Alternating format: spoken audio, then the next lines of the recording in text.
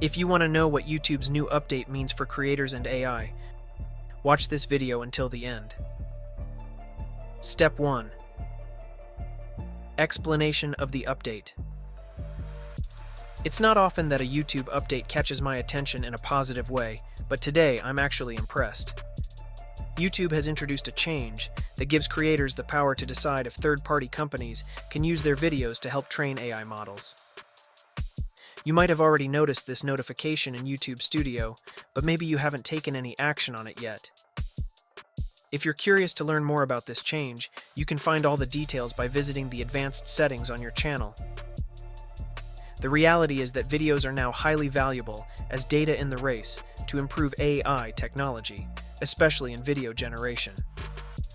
AI companies are increasingly looking to download content from the internet to use for training, and YouTube videos have become one of their primary targets. This means that our videos are being viewed as important resources for advancing AI, and YouTube is trying to give creators more control over how their content is used. Step 2. YouTube's approach to YouTube's credit.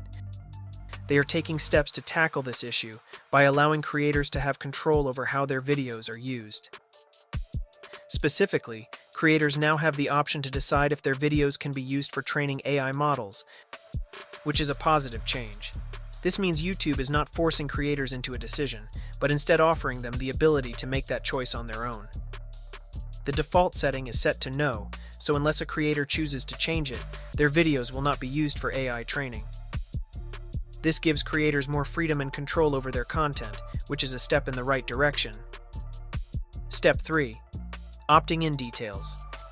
If you decide to allow third-party companies to use your videos for AI training, you'll have some control over which specific companies can access your content. For example, companies like ByteDance, which owns TikTok, and OpenAI are included in the list of companies that might want to use your videos.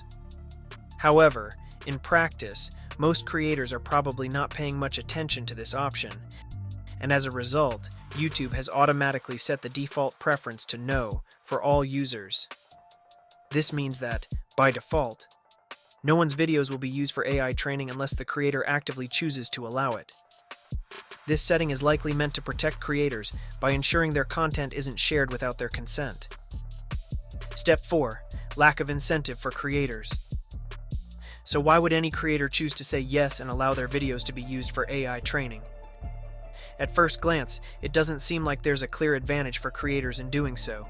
If there was a way for creators to earn money in exchange for letting their videos be used, it might make more sense to agree to it. The announcement mentions sharing videos, but this could actually mean selling, where YouTube might sell our videos to companies for AI training purposes. Another possibility is that it could be a kind of data exchange, where YouTube gives our videos to these companies in return for valuable data that they can use.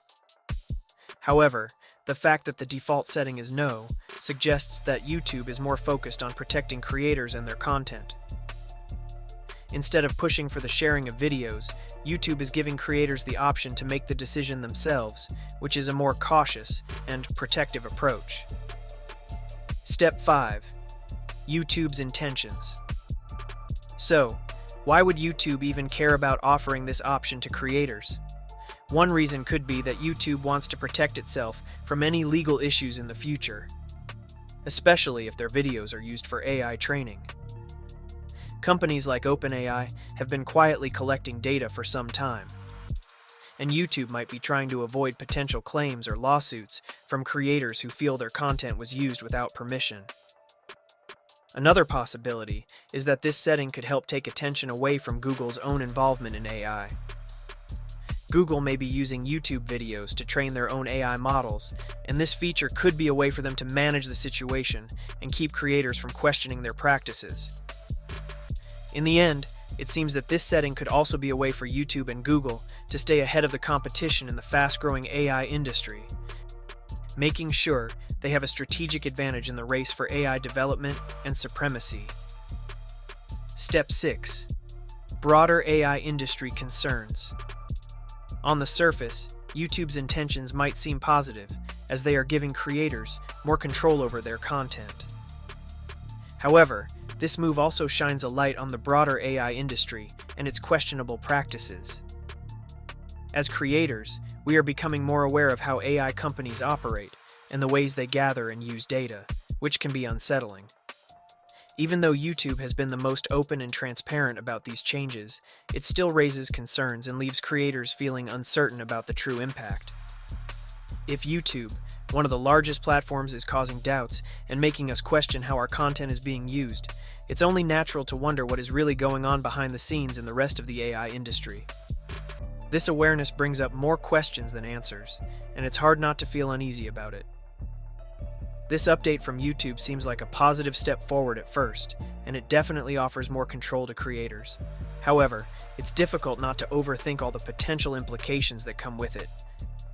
When you take a closer look at the situation, it raises many questions about how our content is being used and who benefits from it. As a creator, it's easy to feel uneasy about all the ways in which AI companies might be accessing and using our videos without our full understanding of what's going on behind the scenes. So, with that said, I'd like to ask anyone watching to please refrain from using my video to train your AI bots. Thank you for respecting my content and keeping it safe from being used in ways I don't agree with. So in this video, you have learned about YouTube's new update that gives creators control over whether third-party companies can use their videos to train AI models. You also learned how this update allows creators to opt in or out, with the default setting set to no. While this update aims to protect creators, it raises important questions about the broader AI industry and how our content is being used. This change shows how YouTube is trying to give more control to creators, but it also highlights concerns over data usage and AI development. What do you think about this change? Would you allow your videos to be used for AI training, or would you prefer to keep your content private? Drop your thoughts in the comments below. We'd love to hear from you. So, in the next video, we'll talk about the mistakes you make on your YouTube channel. So stay tuned and see you in the next one.